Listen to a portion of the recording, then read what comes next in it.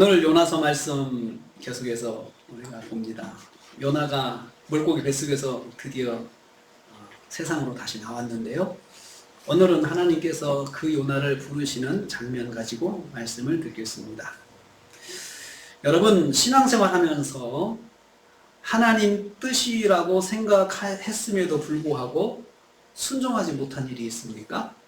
또 하나님께서 나에게 주신 말씀인데 또 상황이 허락하지 않아서 무시하고 지나간 일들이 있습니까? 신앙생활 하면서 하나님 뜻인 줄 알지만 무시하고 지나간 일들이 다 있습니다. 저도 있고요. 또 여러분들도 있을 것입니다. 내 생각이 동의할 수 없어서 순종하지 않았습니다. 내 상황이 적절하지 못해서 순종하지 않았던 것이 있습니다. 이럴 때 하나님께서 두 번째 기회를 주십니다. 오늘 요나가 바로 그런 상황을 맞이하고 있습니다. 두 번째 기회. 하나님께서 만일 나에게 두 번째 기회를 주신다면 나는 어떻게 할 것인가? 오늘 말씀을 들으면서 한번 생각해 보기를 원합니다. 여호와께서 너에게 말씀으로 찾아오셨다. 3장 1절이 그렇게 시작합니다. 그런데 여러분, 이 말씀은 1장 1절에서 이미 묵상한 말씀입니다. 하나님께서 같은 문장을 또 3장 1절에 또 사용하고 있으신 거죠. 여호와의 말씀이 두 번째로 요나에게 임하니라 이르시되, 말씀이 임하셨다 했습니다. 여호와께서 임하셨다 하지 않고 말씀이 임하셨다고 했습니다. 여호와께서 실제적인 모습으로 오신 것이 아니라 말씀으로 요나에게 임재하신 것입니다. 이 말씀은 요나서 1장 1절 말씀의 반복입니다. 한번 읽어보겠습니다. 요나서 1장 1절 말씀 한번 보겠습니다.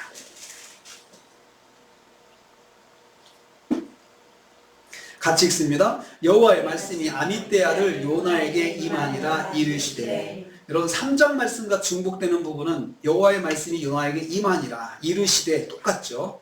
근데 빠진 부분이 있습니다. 아미떼 아들이라는 내용이 빠졌습니다.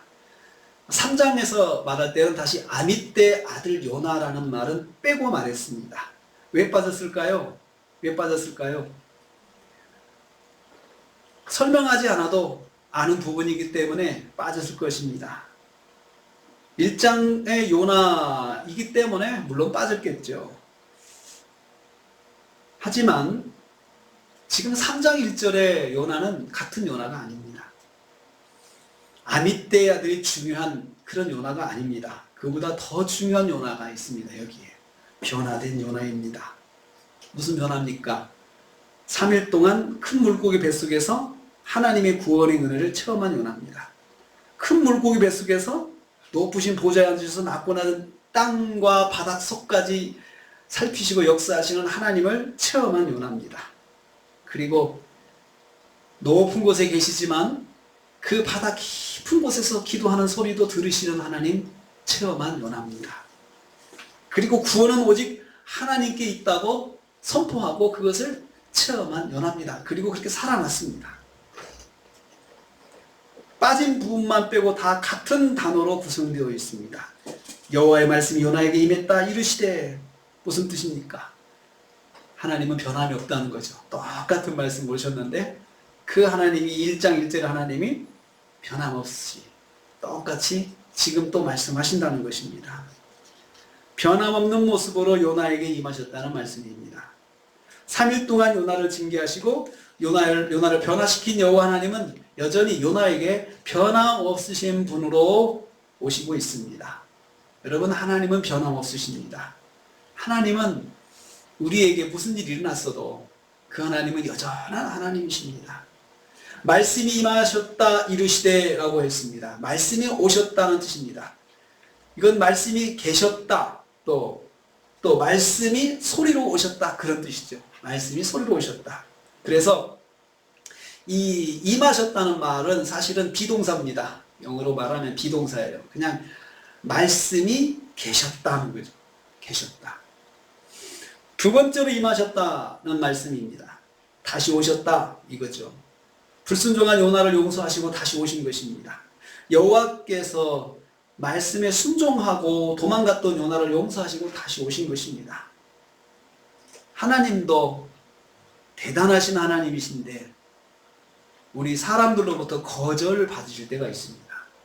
거절하셨을 때, 우리가 거절했을 때, 하나님의 어떤 뜻을 거절했을 때 하나님께서 얼마나 황당하실까요?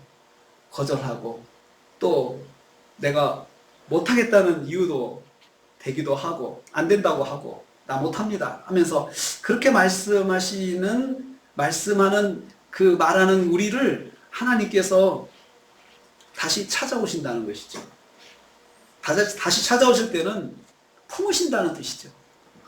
거절해도 우리를 품으십니다. 그게 사랑이죠. 그게 하나님의 사랑이죠. 하나님의 사랑은 우리가 거절해도 그리고 정말 황당하게 우리가 행동을 해도 그것을 받아주시는 하나님이세요. 그걸 가지고 매를 들고 막 때리시면서 하나님 뜻대로 하려고 하시는 그런 하나님이 아니세요. 처음에는 우리가 거절할 때 그냥 가만히 계세요. 가만히 계시고 듣고 계시죠. 뭘 하나 보자 하고 이렇게 보시죠. 그리고 실제로 우리가 거절의 어떤 모습이 액션으로 나타나도 하나님 가만히 계십니다. 가만히 계십니다. 거룩하신 하나님의 부르심을 거절한 선지자에게 하나님께서 굉장히 자존심도 상하셨을 거라 생각을 하죠. 하나님 자존심 상하셨고 또 어떤 때는 마음이 아프실 때도 있을 것입니다. 하나님의 생각은 이건데 그걸 따라오지 못하고 자기 생각을 주장할 때 하나님 마음도 아프시죠. 여러분 그렇지 않습니까? 자녀들을 양육하면서 그런 일이 종종 있지 않습니까? 바른 길로 인도하려고 하는데 아이가 그 길을 따라오지 않을 때 황당하기도 하고 또 어떤 때는 화도 나지만 마음이 아플 때가 있습니다. 마음이 많이 아프죠. 그것을 이해하지 못하고 자기 주장을 할 때 마음이 많이 아프죠. 그럴 때 사랑하는 자녀의 생각을 꺾어버리면 어떤 일이 일어날까요? 꺾어버리면 아이가 납득하지 못한 채 강제로 그 일을 끌려갈 수밖에 없잖아요. 그래서 요즘의 부모들은 꺾지 않습니다. 꺾지 않고 그냥 기다려줍니다. 그리고 좀 생각도 해보게 하고 좀 물러나 주죠. 물러나지만 마음은 편하지가 않아요. 불안해요.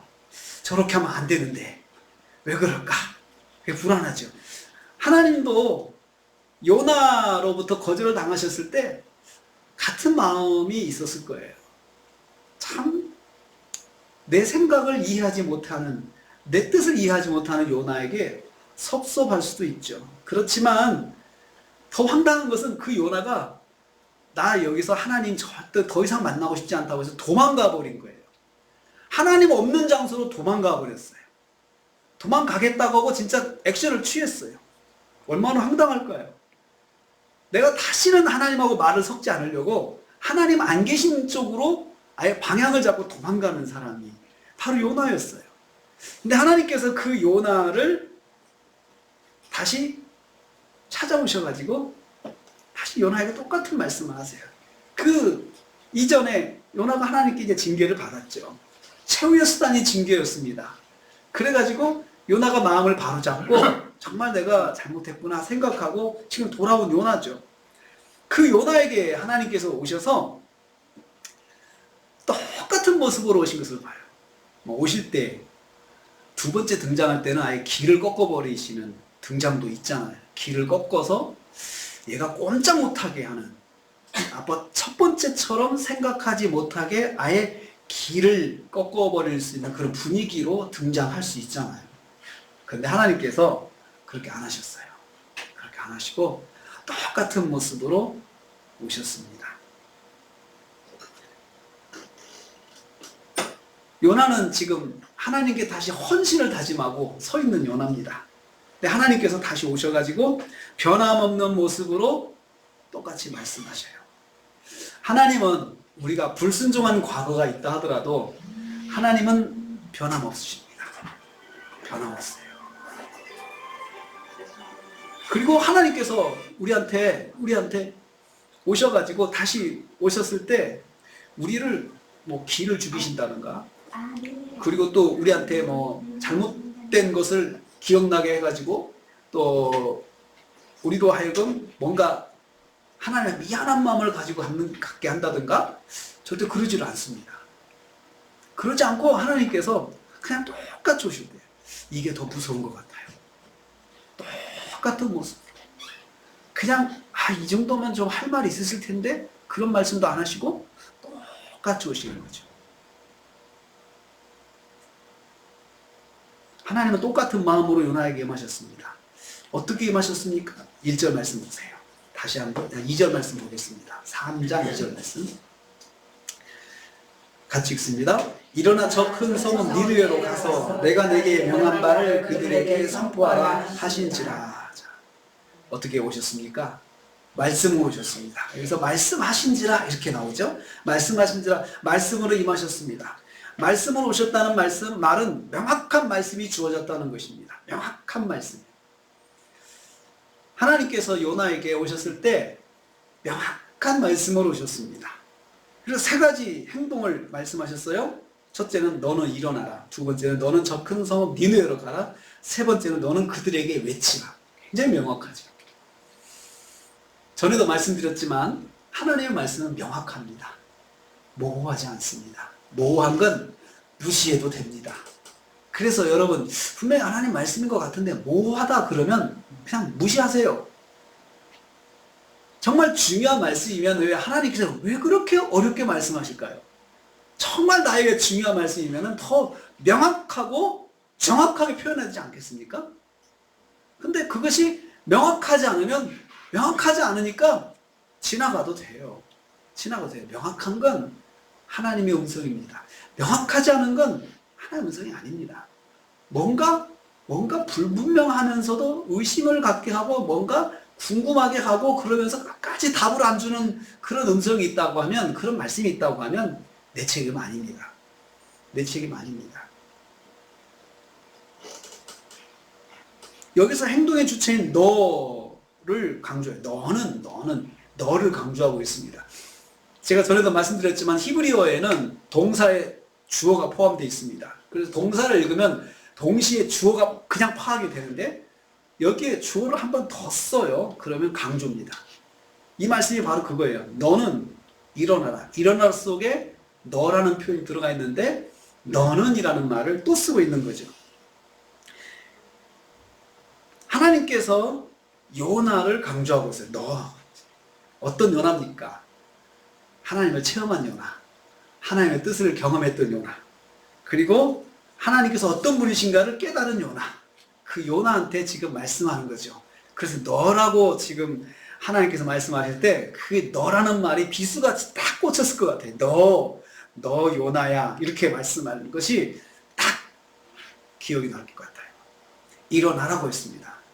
일어난다는 말은 즉각적인 반응입니다. 요나가 물고기 백석에서 방금 전 구원을 받았잖아요.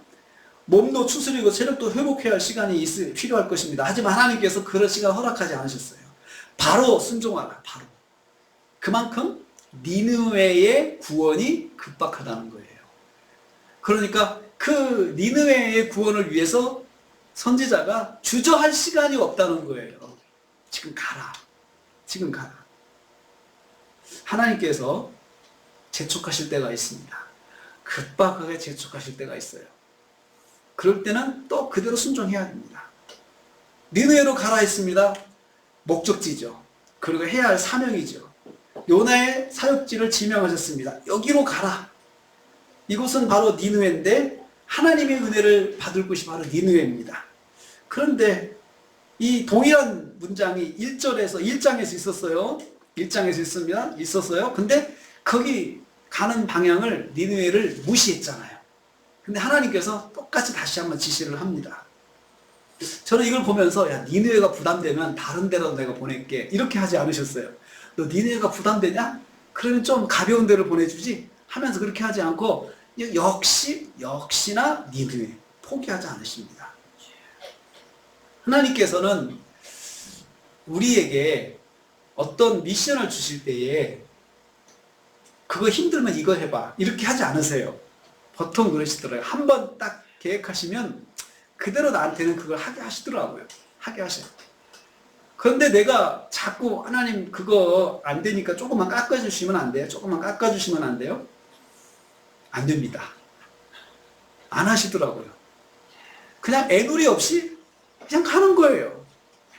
우리가 하나님 말씀 순종할 때는요, 순종하려면 순종하고 안 하려면 안 하고 그 둘 중에 하나를 해야지 어중간하게 순종하면 불순종이에요. 불순종.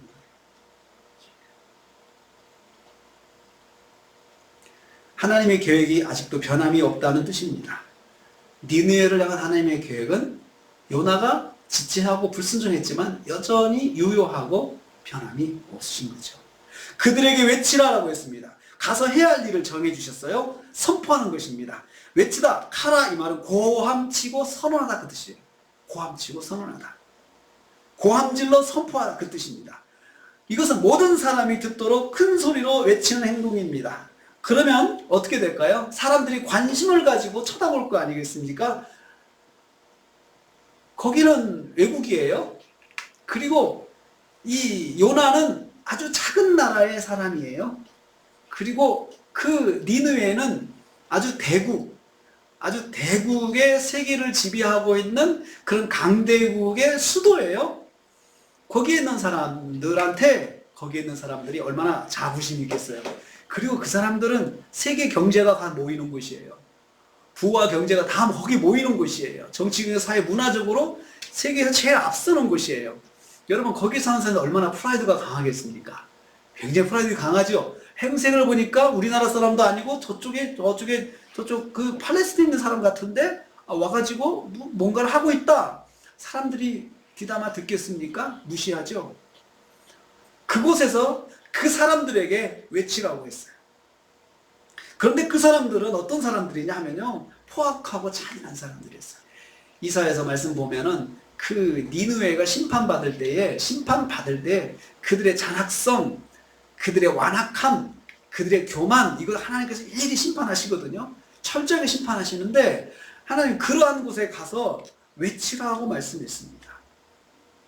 하나님을 알지 못하는 강대국의 이방인입니다. 그 사람들한테 가서 하나님께서 이렇게 말씀하셨다 하는 게 통할까요? 안 통하죠. 우리 생각해보면 안 통하는 거예요. 그러니까 지금으로 말하면 저 이란 가가지고 외치라는 거예요. 이란 가가지고 한번 외쳐봐라. 말이 통하겠냐 이거예요. 그들은 하나님을 모르는 사람들이에요.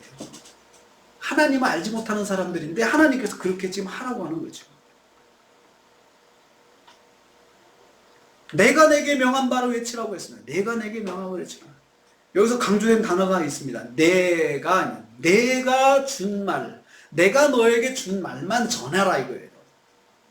하나님께서 요나에게 주신 말씀만 전하라고 당부하셨습니다. 다른 말 전하면 안 돼요. 사람들을 설득하는 대화를 해도 안 돼요. 오직 전하는 것만 집중해야 돼요. 하나님께서 요나에게 내용과 방법을 정해주셨습니다. 내가 너에게 준 말을 가서 외치라 이렇게 말씀하셨어요. 외치라. 여호와께서 요나가 하나님 말씀만 크게 외칠 것을 원하셨습니다. 불가능한 일입니다.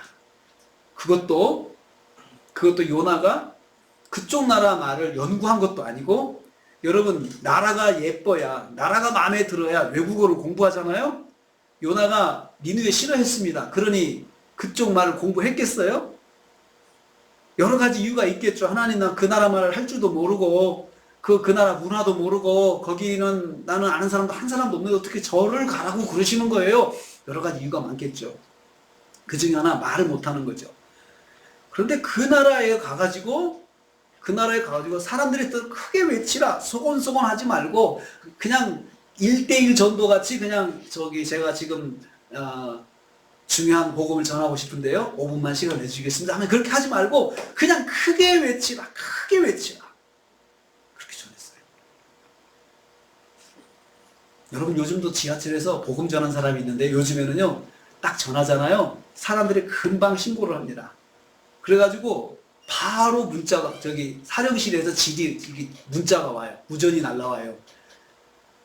몇 호선 몇 번 칸에 누가 전도하는데 그 사람 끌어내세요. 이렇게. 그러면 금방 끌어내요. 또 지하철에 사복경찰도 있잖아요. 그 사람들도 그 역할을 해요. 정말 전도하기 어려운 거예요. 어려운 시대예요. 요즘엔 그렇습니다. 사람들이 듣기 싫으면 금방 그냥 신고합니다. 끌어냅니다. 그래서 내리시라고 이야기해요. 죄송합니다. 내려주세요. 그러면 내려야 되는 거죠. 요즘 그런 시대죠.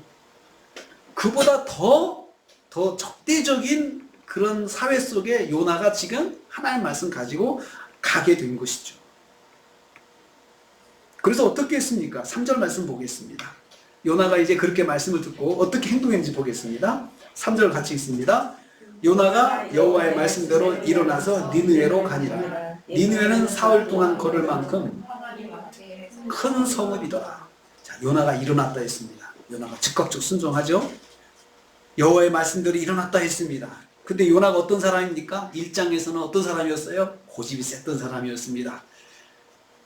하나님 말씀에 대해서 선택적으로 순종하는 사람이었습니다. 마음에 들면 순종하고 마음에 들지 않으면 순종하지 않았던 사람이었습니다. 자기 고집과 자기 생각, 자기 입장이 강했던 사람이었어요. 그런데 지금은 어떤 사람입니까? 정반대의 사람이 됐습니다. 자기 입장 고려하지 않는 사람이 되었습니다.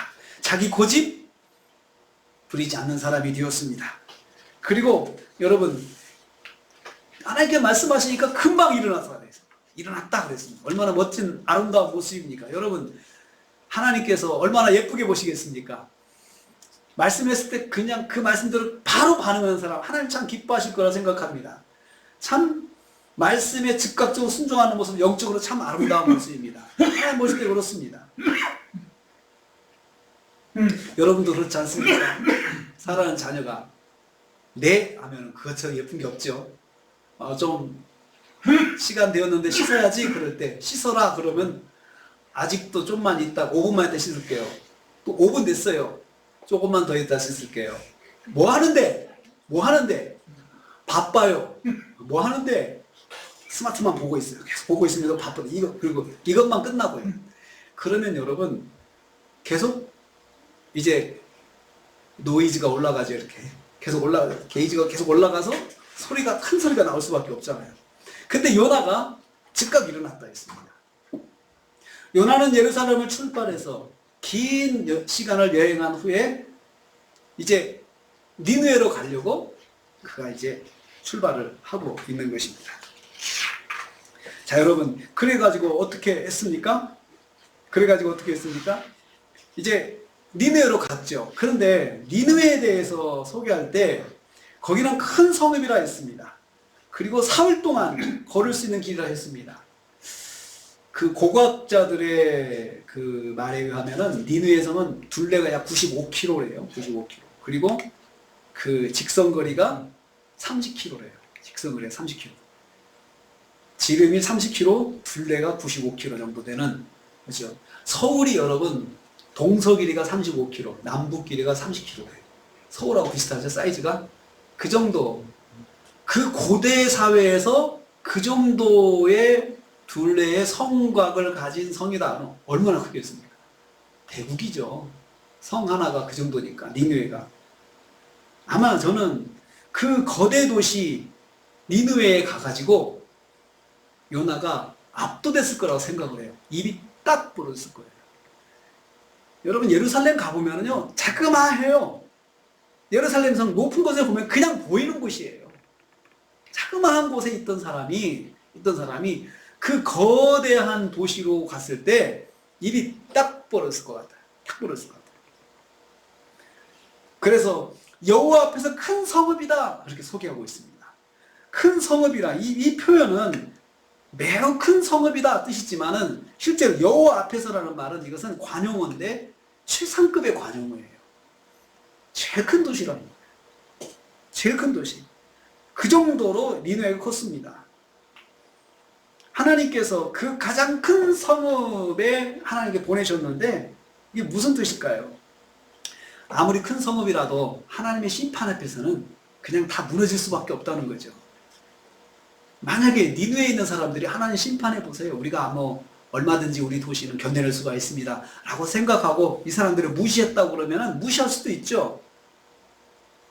그러면 이 사람들이 정말 그런 무시할 수 있는 자격이 있지만 나중에 보면은 그들이 그냥 한 번 말씀에 다 엎드립니다. 그만큼 하나님의 심판을 받을 만한 이 니느웨가 그만큼 그 안에 많은 사람들이 들어있다는 거. 성이 크다는 건 인구가 많다는 거잖아요. 많은 사람들을 하나님 그 영혼 한 사람 한 사람을 귀하게 보셨다는 거죠. 근데 그 사람들이 유대인이 아니에요. 이방 사람들이에요. 성경은 처음부터 구원은 믿음으로 해요. 혈통이 아니고 또 가문이 아니에요. 믿음이에요.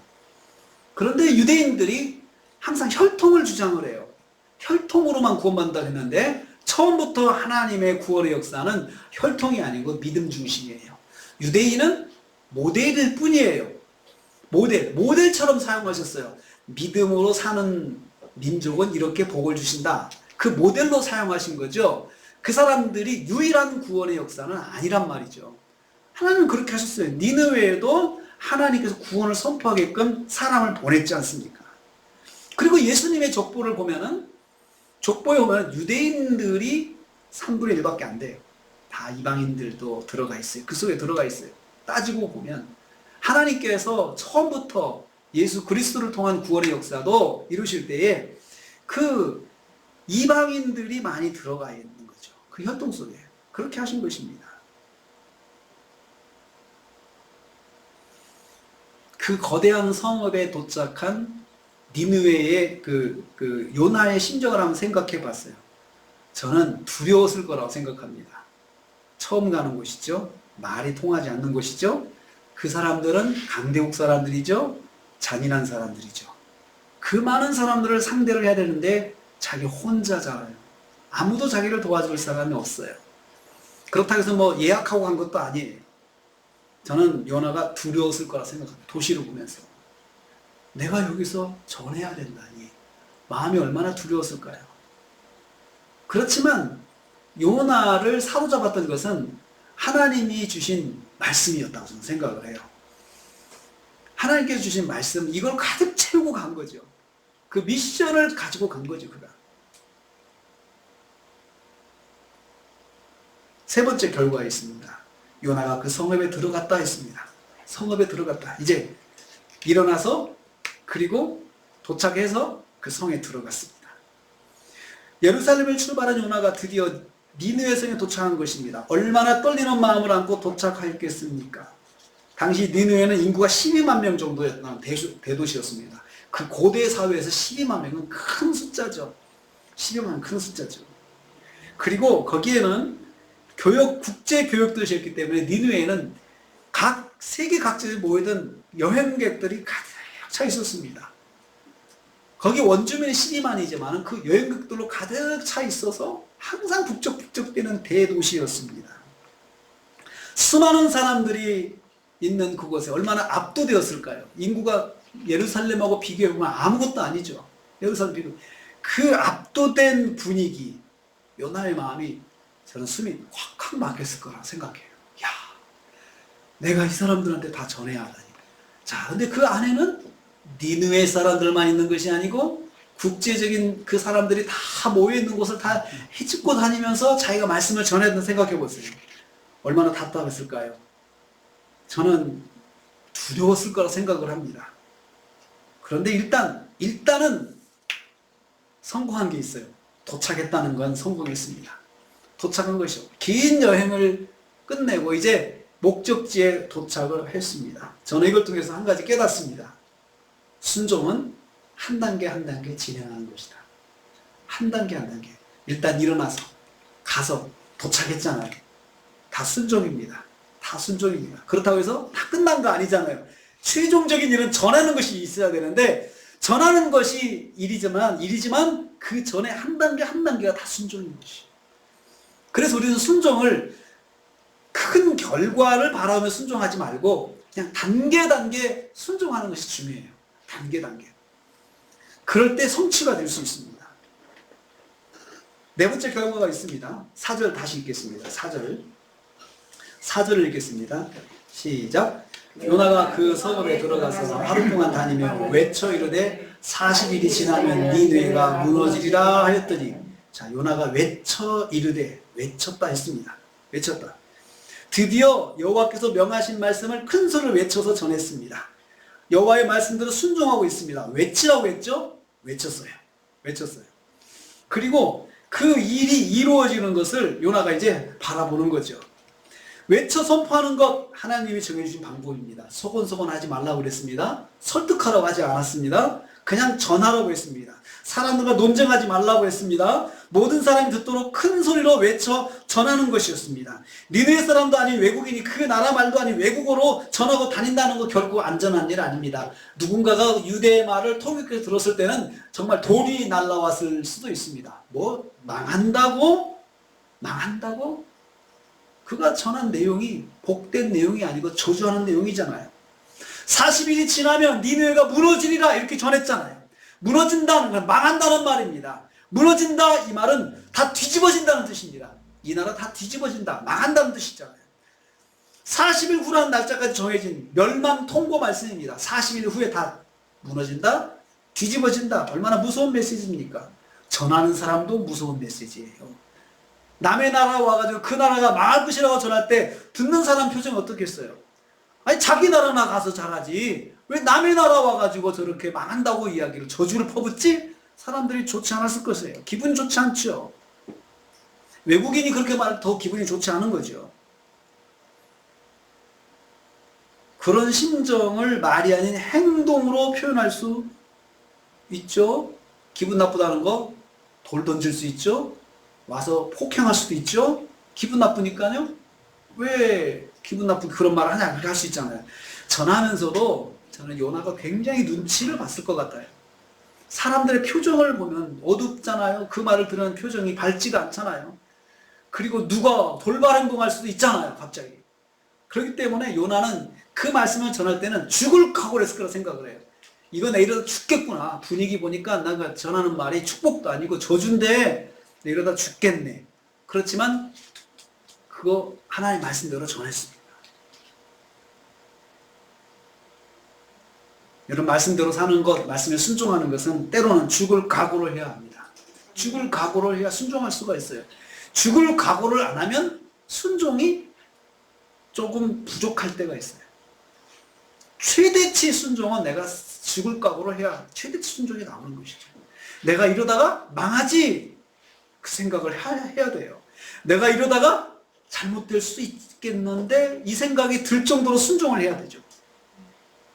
여지를 남겨놓고 순종하면 항상 불순종이 돼요.